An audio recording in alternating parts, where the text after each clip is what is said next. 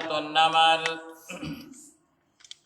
आयत नंबर 45 सफ़ा 607। अऊज़ु बिल्लाहि मिनश्शैतानिर्रजीम। बिस्मिल्लाहिर्रहमानिर्रहीम।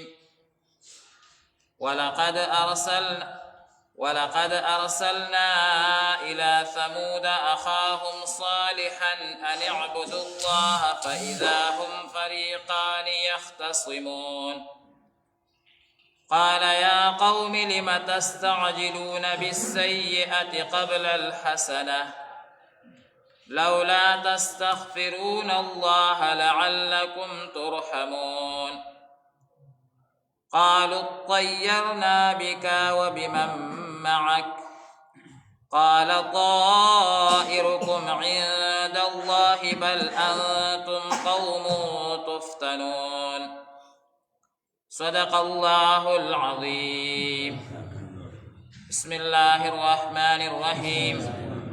ولقد أرسلنا أو بشكا منغالي قليو إلى ثمود قوم د سموتا أخاهم صالحا لديرور صالح عليه السلام أن اعبدوا الله كتاسو عبادتك إذا الله فإذا فسناقهانا هم فريقان ديد ودلشوي يختصمون يوبل سريبا حسكولو قال لي صالح عليه السلام يا قومي إذا ما قوما لما تستعجلون أسولي جلدك وي بالسيئة لبد عذاب قبل الحسنة مخكدني كينا لولا تستغفرون الله ولي بخنا نغوار دلانا لعلكم ترحمون كبتاسو رحم أكريشي قالوا دي أويلي اطيرنا مصبر قرلي بك تالرا وبمن معك أو سوق چستا مرقردي قال وصالح عليه السلام طائركم ستاسو سبيرتوب عند الله دلاله طرفنا دي بل أنتم بل كتاسو يي قوم تفتنون أما قوم أزميخ تلشبه. بسم الله الرحمن الرحيم. مخکنا د حضرت سلیمان علیہ السلام او د حضرت داود علیہ السلام تذکرہ اوشوا او تاسو ته ما عرض کړو په اول د سورۃ النمل کې چې نبی کریم صلی الله علیه وسلم ته الله تبارک وتعالى د تسلی د پاره په دې سورۃ مبارکه کې یو څو واقعات هم ذکر کړي. اول واقعه الله تعالی د موسی علیہ السلام ذکر کا دې د پاره چې نبی کریم صلی الله علیه وسلم ته تسلی ملو شي. موسی علیہ السلام تم الله تبارک وتعالى عظیم کتاب تورات شریف هغه ورکړو او قوم داغه مخالفت کړو. تفصیل هغه تیر شو چې د موسی علیہ السلام په حالات د زندګۍ کې او د نبی کریم صلی الله علیه وسلم په حالات د زندګۍ کې مشابهت هغه انتهایی سیواو. بیا د حضرت سلیمان علیہ السلام او د داود علیہ السلام ذکر وشو. هغه دې دپاره وشو چې الله تبارک وتعالی بعضې انبیاء کرامو ته علم نبوت او ورسره بادشاهت هم ورکړی دی. نو نبی کریم صلی الله علیه وسلم ته دا تسلی میلاو شوه چې تاسو ته څنګه نبوت میلاو شوی دی قریبه زمانه کې تاسو ته حکومت هم میلاویدونکی دی. او الله تبارک وتعالی بیا مدینه طیبه کې نبی علیہ الصلوۃ والسلام ته حکومت ورکو او هغه حکومت دومره عظیم الشان حکومت چې تر قیامته پورې د مسلمانانو څومره حکومتونه چلیږي دا د حضور صلی الله علیه وسلم برکت دی. اوس الله تبارک وتعالی د حضرت صالح علیہ السلام ذکر کوي. صالح علیہ السلام د دې ذکر دی کې دې دپاره کېږي چې یو خو صالح علیہ السلام نه ډېرې ناشنا معجزې خپل قوم طلب کړي دي او بل دا چې د صالح علیہ السلام په قوم کې څه بدماشانو هغوی به حضرت صالح علیہ السلام ته دمکیانې ورکولې ورته به وي که ته د دې خپل د دین د دې خبرو نه او دعوت نه واونړېدې نو تا باندې به مونږ حمله کوو، تا به مونږ مړ کوو. او بیا باقاعده د حضرت صالح علیه السلام د کور نه دایره چولي وه، څنګه چې د هجرت په موقع د حضور صلی الله علیه وسلم د کور مبارک نه دایره چولي شوي وه، بلکل مکه مشابهت راغله. د مخکینو انبیاء کرامو واقعات الله تبارک وتعالی نبی علیه الصلاة والسلام ته دې دپاره ذکر کوي چې کم حالات او تکلیفونه په هغې باندې تیر شوي دي، هغه ټول تکلیفونه مجموعي طور نبی علیه الصلاة والسلام ته ملو شوي دي. بلکې حضور صلی الله علیه وسلم فرمایي چې د تمامو انبیاء کرامو نه زیات تکالیف هغه ما ته ملو شوي. نبی علیه الصلاة والسلام ته دا واقعات دې دپاره ذکر کېږي. حضرت صالح علیه السلام د دې تذکره مخکې څو ځله شوي ده. څنګه چې نوم صالح دی نو داسې عمل هم صالح دی، انتهایی مزګزار او د الله تبارک وتعالی د دین داعی.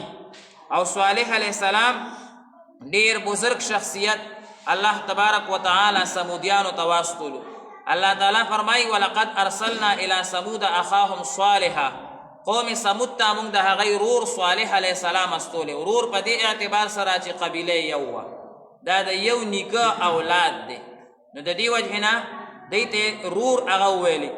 دا د دی نسبي قبیلې اعتبار سره چې کوم دی رورولي هغه راغلې ده. صالح علیه السلام دا دعوت وچلولو چې ان اعبدوا الله، تاسو یو د الله تعالی وحده ذات عبادت وکئ او الله تعالی سره شریکان هغه مه جوړوئ. نو صالح علیه السلام چې دعوت وچلولو نو فاذا هم فریقان یختصمون، دا خلق دوه ډلې شو، یو د صالح علیه السلام ملګري شو او یو د ثمود ملګري شو چې دا د صالح علیه السلام په خاندان کې راغلی او د صالح علیه السلام مخالف و. هر پیغمبر چې راغلی دی نو هاور اول مخالف ورته الله تعالی د خپل قوم نه پیدا کړی دی. تاسو مونږ چې سوچ وکړو نو هر پیغمبر چې کله راغلی دی اول مخالف ورته الله تبارک وتعالی د خپل قوم نه ودرولی دی. آدم علیه السلام ته لاړ شئ، د آدم علیه السلام دوه زامن پیدا شو، یو حابیل دی او بل قابیل دی. نو حابیل هغه چې کم دی نو نیک دی او قابیل دشمن دی. هم د هغه قبیلې نه رور د رور هغه چې کم دی نو دشمن شو د دې وجې نه د دین د وجې نه. بیا چې کم دی نو راځئ نو موسی علیه السلام د الله تبارک وتعالی د دین دعوت شروع کو، قارون یې مخالف شو. قارون چې کم دی نو د خپلې قبیلې سړی دی. عیسی علیه السلام چې دعوت شروع کو د خپلې قبیلو خلکو انکار وکړو. نبی کریم صلی الله علیه وسلم چې دعوت شروع کو نو خپل ترونه او د تره زامن د ماما زامن هغه چې کم دی نو باقاعده مخالف راځي. هر پیغمبر چې راغلی دی نو الله تبارک وتعالی د هغه په قوم کې د هغه مخالفین هم پیدا کړي، خو لیکن دې سره سره الله تبارک وتعالی د هغه ملګري هم پیدا کړي. دې وجې نه مخکې تیر شو وانذر عشیرتک الاقربین. نبی علیه الصلاة والسلام ته الله تعالی فرمایي اول په خپله قبیله باندې محنت وکړه، ځکه چې په خپله قبیله باندې محنت انسان وکړي نو بیا دې مطمئن شي او بیا د باندې څوک حمله نشي کولی، بیا د ده څوک مخالفت نشي کولی. نو بهرحال د صالح علیه السلام مخالفت اول چې کم دی نو هم د ده خاندان ثمود هغه یې وکړو. فاذا هم فریقان یختصمون، دوه ډلې شوې، یو د ثمودیانو ملګري شو، یو د حضرت صالح علیه السلام. نو صالح علیه السلام دی ته وایي یا قوم لم تستعجلون بالسیئة قبل الحسنة. اصل کې دی معجزه غوښتې وه، مخکې د هغې معجزې ذکر وشو چې دی وویلې بله سپاره کوم دي 19مه سپاره کې د حضرت صالح علیه السلام واقعه مخکې هم تېره شوې ده چې هغه یې وویې که ته د الله تعالی پیغمبر یې نو موږ ته د کاڼي نه اوښه راوباسه، جمدی هغه ورته باقاعده راوویستلی شوه. خو د هغې نه مخکې ورته صالح علیه السلام نصیحت کوي لم تستعجلون بالسیئة قبل الحسنة. تاسو عذاب غواړئ، دا تاسو معجزه نه غواړئ، دا تاسو عذاب غواړئ. ځکه چې د یو پیغمبر علیه السلام نه کله طلب د معجزې وشي او هغه معجزه راوړي، ټیک شو، څوک پې ایمان راونړي، بیا به خامخا عذاب راځي، بیا به خامخا عذاب راځي. الله تعالی بعضې اوقاتو کې دا کار کوي چې د یو پیغمبر علیه السلام نه چې کومه معجزه څوک وغواړي هغه ښکاره کړي، خو چې هغه معجزه ښکاره شي بیا هغې باندې څوک ایمان راونړي نو الله عذاب راوړي. دې وجې نه تاسو مونږ چې وګورو نو نبي علیه الصلاة والسلام نه د قومونو ډېرې مطالبې کړې دي، مشرکانو، یهودیانو، مختلفو مجوسیانو چې دا معجزه ښکاره که، دا معجزه ښکاره که، دا معجزه ښکاره که. ډېرې نبي علیه السلام نه دي ښکاره کړي، ډېرې معجزې حضور صلی الله علیه وسلم نه دی ښکاره کړي، ځکه حضور صلی الله علیه وسلم مهربان او مشفق دی. ای ته پته وه که دا معجزه ښکاره شوه دی ایمان راونړو بیا به هلاکېږي.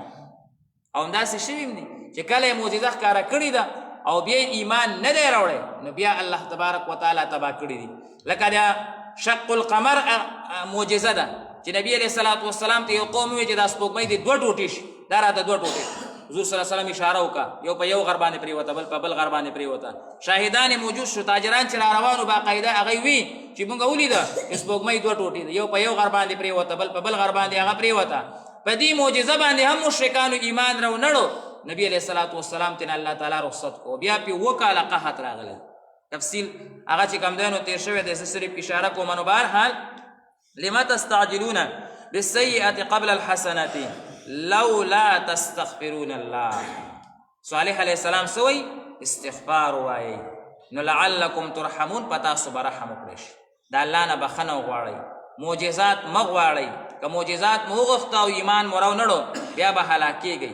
لولا تستغفرون الله لعلکم ترحمون. مفسرین حضرات فرمایي دینه دا مسله معلومه شوه، څوک چې استغفار ډېر وي الله به پرې رحم کوي. قرآن مجید کې راغلی، قرآن مجید کې د استغفار 9 فواید ذکر شوي دي.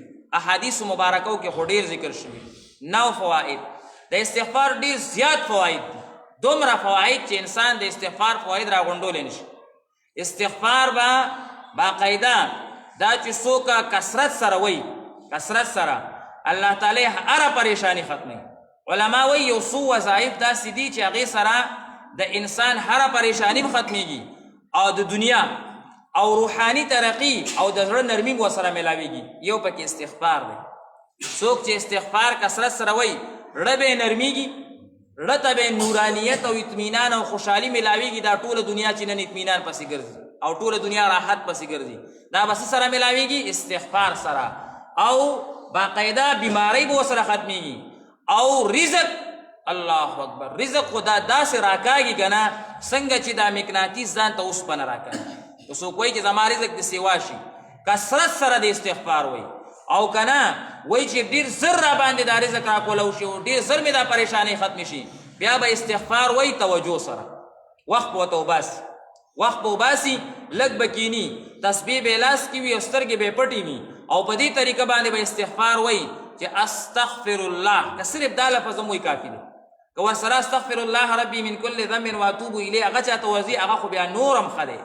خو سترګې به یې پټې او دا توجه به کوي چې دا استغفار چې زه وایم دا استغفر الله دا زما دا بدن ډېر زیات ګنده دی او خیرن دی او دا استغفار پې د پاسه صابون دی، زما دا بدن صفا کېږي، زه یې وینځم او صفا کېږي. دا تصور به کوي استغفر الله زما بدن ډېر ګنده دی، دا سوچ به کوي، په خوله به نه وایي. او دا استغفار دا چې کوم دی نو زما د دې بدن دپاره یو صابون دی او دا چې کوم دی نو وینځي، یعنې ګناهونه دا بدن مې ډک دی او دا استغفار ورته صابون دی. یو تصور. که دا تصور د یو کس نه برابرېږي نو دویم تصور دا دی چې دا استغفار دا اور دی او زما بدن هغه اوسپنه ده او د خیرو نه ډکه ده، د زنګونو نه ډکه ده او د استغفار دا اور دا چې کوم دی نو زما د بدن نه دا خیرې او دا ګندونه او دا زنګونه دا ختموي، لکه اور چې څنګه زنګونه د اوسپنې نه ختموي. دې توجه سره که یو انسان 10 منټه 15 منټه وباسي یو 100 ځله، مفتی فرید صاحب رحمت الله علیه به فرمایل 25 ځله، دومره کم به فرمایل. که دې توجه سره یو انسان 25 ځله مو وایي که نه جي نو ګناهونو نه به یې تور شي، زړه به یې چې کوم دی نو نرم شي او رزق به پرې راورېږي. الله تبارک وتعالی به د رزق پریشانۍ ختم شي او فرمایل به چې زړه کې به یو داسې نور پیدا شي چې نیکۍ سره به محبت پیدا شي. هر وخت به دا وایي چې یاره نیکي مې وکړې، نیکي مې وکړې، بدي به یې د زړه نه ختم شي. خو دې تصور سره چې وایي، دې تصور سره. نو بهرحال استغفار ډېر زیات فواید دي، پکار ده چې مونږ استغفار وایو. او مخکې دا قوم سمودیان حضرت صالح علیه السلام ته وایي نعوذ بالله من ذلک، وایي تاسو ته ملګري سپېرې، تاسو چې راغلي نو دا سپېرتوب هغه راغلی دی. قالوا طیرنا بک وبما، دا هر پیغمبر ته موسی علیه السلام ته هم دغه قوم ویلي چې ته رالي نو سپېرتوب رالو، نعوذ بالله من ذلک. دا د صالح علیه السلام ته هم باقاعده خپل قوم وایي. صحابه کرامو ته به هم د مکې مشرکانو وی چې تاسو دا د دین دعوت شروع کو، د بوتانو بد مو شروع کو، نو دا غریبۍ راورسېدې. نه الله تعالی وی ښه په دې غریبۍ راورسېدي او په دې مشکلات راورسېده، نو خپل محبوب صلی الله علیه وسلم ته حکم وکړو چې ته مدینې ته لاړ شه. نو 2 کاله پکات راغی چې دا اوس تاسو وایي که نه. تر دې پورې سیرت مصطفی یو کتاب دی هغې لیکلي مولانا ادریس کاندهلوي صاحب چې بعضې کافرانو باقاعده په خپله باندې وي چې مونږ به باقاعده د زړې چمړې زړې سرمنې دا به مو خوړي، د خوراک سره میلاوېده نه. بیا ټول نبي علیه السلام ته معافۍ ته لاړه، ای ورته هلته نه دعا وکړه الله پې باران وکړو، قحط هغه چې کوم دی نو ختم شو. قالو طیرنا بکا، سپیرتوب دا په اسلام کې نشته، نیکبختي پکې شته، بدبختی په اسلام کې نشته. ښه دي دا یاد ساتئ. نبی کریم صلی الله علیه وسلم فرمایي که سپیرتوب په اسلام کې وی نو په ښځه کې به په کور کې به په سورلۍ کې به، لیکن سپیرتوب نشته. سپیرتوب نشته. دا 3 څیزونه انسان ډېر استعمالوي. دې وجې نبي علیه السلام دا 3 څیزونه یاد کړي. ښه دي که سپیرتوب په اسلام کې وی حضور فرمایي نو په ښځه کې به په کور کې به په سورلۍ کې به. د دې حدیث مبارک صحیح ترجمه دا ده چې نبی علیه الصلاة والسلام فرمایي چې اسلام کې سپیرتوب نشته. که سپیرتوب وی نو هغه څیزونو کې به راغلی و چې ته ډېر استعمالې. ښځې سره ستا ډېر ژوند دی، کور سره ستا بیا تلل راتلل دي، او ګاډي سره موټر او دا سورلۍ دا ډېر دي. نن سبا زمونږ پښتنو ته وګورئ که نه، دې 3 څیزونو کې نبي علیه السلام دا 3 څیزونه ذکر کړي دي، او مونږ باندې چې څه مسله راشي مونږ وایو دا سپیره دی. خیال مه کړئ یو کس واده وکړي که نه دا ښځه را باندې وي ډېره سپیره راغله. نبی علیه السلام خو ځکه دا 3 څیزونه په ګوته کړي دي، هغه ته پته وه. ټیک شو جي. هغه اهل نظر و که نه، د هغې نظر ډېر لرې لګېدو. نبی علیه السلام څه وایي که سپیرتوب وی نو په ښځه کې به وه. نن چې پښتانه واده وکړي که نه او مسله پسې راشي، مشکلات پې راشي، دا د دې ښځه سپیرتوب دی که نه. او چې کوم دی نو کور کې نورې زنانه لګیا وي، نومونه خو زه نشم اغشتی، بهرحال بیا راته نو وایي څه وایي دا چې زمونږ کور ته راله سپیرتوب راغله. خیال مو کړئ خواښې هم لګیا وي، ټول لګیا وي، دا زمونږ کور ته راورسېده سپیرتوب راغله. حضور مخکې نه دا مسله حل کړې که وې نو په دې کې به سپیرتوب نشته. سپیرتوب نشته. واده سره خو انسان بختور شي. ما په 18مه سپاره کې تفصیل ذکر کړی دی که یو انسان مالداري غواړي نو هغه دې واده وکړي. مالداري واده سره خو مالداري راځي، سپیرتوب خو سره نه راځي. الله قرآن مجید کې باقاعده ویلي دي. حضرت عمر رضی الله تعالی عنہ فرمایي که څوک وایي چې زه د مالداره شم را دې شي واده دې وکړي، زه ګرنټي ورکوم باقاعده دی مالداره کېږي الله تعالی. او دوی څه وایي سپیرتوب ورسره راغله، دا ورسره راغله، دا ورسره راغله. دا زموږ غلطه عقیده ده، دا زموږ غلط سوچ دی. سپیرتوب څه کې دی د هغې تفصیل درته کوم. بل چې څوک نوی کور جوړ کړي هغې ته راړ شي څه مسله وشي، وایي دا کور را باندې سپیره شو، زر یې خرڅ کړي، زر یې خرڅ. دلته مخکې یو ملګری و خشته کور یې جوړ کړو، هغه کور ته لاړو، یو بجلۍ ونیو څه کرنټ مرنټ ورته میلاو شو، بیا او دا کور مې سپیرو، دا کور مې سپیرو شو، زر یې خرڅ. هلکه کمقله په کور کې سپیرتوب نشته. ګاډی والي هغه ګاډی چې کوم دی نو چېرته کې وجنګېږي یا اکسیډنټ وشي، وایي دا ګاډی سپیره دی. دا اوسه پورې چې بل سره هغه سره سپیره نو چې تا سره رالو نو سپیره شو. بل زمونږ مفتي صاحب دی الله دې جمدې ساتي، نو هغه موټر خرڅ موټر یې خرڅ کړو. 3 ورځې پس ورته ټلیفون راغی مفتي صاحب تا چې کوم موټر ورکړو خرڅ کړو هغه اکسیډنټ شو، بالکل سپلای ته جوړه شوې ده. مفتي صاحب یې زما موټر سپیره نو کړي، ما سره به چې کوم دی نو ما سره یې وي نه حکاله تېر کړي، ما سره یې نه حکاله تېر کړه، چېرته اکسیډنټ نه کېږي. دا چې چا واغشتو هغه کې چې کوم دی نو سپیرتوب دی. هغه کې څنګه سپیرتوب رالو؟ سپیرتوب اسلام کې نشته. سپیرتوب چې راځي، بدبختی چې راځي، شقاوت چې راځي، کمبختی چې راځي، دا بدو اعمالو سره راځي. بدو اعمالو سره راځي. یو انسان عمل صحیح وي که نه دي، د هغه لاس کې خاوره ورکړه هغې نه به سره زر الله جوړ کړي، او یو انسان عمل بد وي د هغه لاس کې سره زر ورکړه هغه به خاوره شي. دا د اعمالو سره تعلق. نن چې مونږ باندې څه مسله راشي مونږ دې څیزونو ته متوجه شو، ښځه سپیره ده، کور سپیره دی، ګاډی سپیره دی، داسې نه وایي چې زما د عمل سپیره دی. دا څنګه کومه لګېم، د الله د دین مخالفت کومه، او چې کوم دی نو لګېم دروغ وایم او بد اعمال کومه، مونځ نه پېژنم، قرآن نه پېژنم، احادیث نه پېژنم، دین نه پېژنم، د دې څیزونو نه خبر نه یم او د دین نه لرې لرې تښتم او وایم پلانکې سپیره دی او ډینګې سپیره دی. ستا خپل عمل سپیره، بل عمل صحیح کا هیڅ چیز کې هغه چې کوم دی نو باقاعده سپیرتوب نشته. دلته زمونږ ملګري ناست هم دي، اوري هم داسې کسانو نه کاروبارونه اخیستي دي چې هغوی به پکې تاوانونه کول، او چې دغه کسانو واغشته یې پکې ګټې شروع مزي او چرچې چې کوم دی نو هغه شروع شو. دا د عمل سره تعلق لري. د څیزونو سره بدبختی نشته په هیڅ چیز کې. اسلام کې دا څیز نشته چې دې کې شقاوت دی، دې کې بدبختی ده. دا عقیده شرک ده، دا عقیده شرک. څوک دا وایي چې دې ښځه کې سپیرتوب دی د الله سره شریک جوړ کو یعنی الله دا سپیرتوب را نه وستو چا راوستو د ښځې راوستو دې ته شرک وایي که نه وایي که څوک وایي چې په دې کور کې هغه چې کوم دی نو سپیرتوب دی دا شرک دی که څوک وایي په دې ګاډي کې سپیرتوب دی دا شرک دی دا د الله سره شریک راوستو سپیرتوب او نیکبختي دا څوک راولي الله راولي په څه راولي په اعمالو یې راولي که څوک دا عقیده ساتي نو هغه په دې عقیده باندې ډېرې خطرناک طرف ته روان دی او دا شرک دی چې څوک وایي ښځه سپیره ده او څوک وایي چې کوم دی نو ګاډی سپیره دی او څوک وایي کور سپیره دی مونږ عمل سپیره دی که خپل عمل دې صحیح کو هر څه به برابر شي الله تعالی دې زموږ عمل صحیح کړي ولقد ارسلنا بېشکه مونږ لېږلی یو الی سموده قوم د سمود ته اخاهم ورور د دی صالح علیه السلام ان اعبدوا الله چې تاسو عبادت وکئ د الله تعالی فاذا هم فریقان پس اچانک دوه ډلې شوې یختصمون چې یو بل سره بحث کولو قال اوی صالح علیه السلام یا قوم زما قومه لم تستعجلون تاسو ولې تندي کوئ بالسیئة د هغه بد عذاب قبل الحسنة مخکې د نیکۍ نه لولا تستغفرون الله ولې بخښنه نه غواړئ د الله تعالی نه لعلکم ترحمون چې په تاسو رحم وکړی شي قالو دوی ویلې اطیرنا بکا مونږ بدفالي نیسو په تا باندې سپیرتوب نیسو په تا و بمن معکا چې څوک ستا ملګري دي قاله وی صالح علیه السلام طائرکم عند الله ستاسو سپیرتوب د الله د طرف نه دی تاسو عمل خراب دی بل انتم قوم تفتنون بلکې تاسو قوم چې په تاسو ازمیخ کولی کېږي الحمد لله رب العالمین والعاقبة للمتقين والصلاة والسلام على أشرف المرسلين وعلى آله وأصحابه أجمعين ربنا ظلمنا أنفسنا وإن لم تغفر لنا وترحمنا لنكونن من الخاسرين يا الله زمن گناهونه معاف کی یا الله د ټول امت گناهونه معاف کی یا الله موږ ته اخلاص نصیب فرمای استقامت را نصیب فرمای د نبی کریم صلی الله علیه وسلم کامل اتباع را نصیب فرمای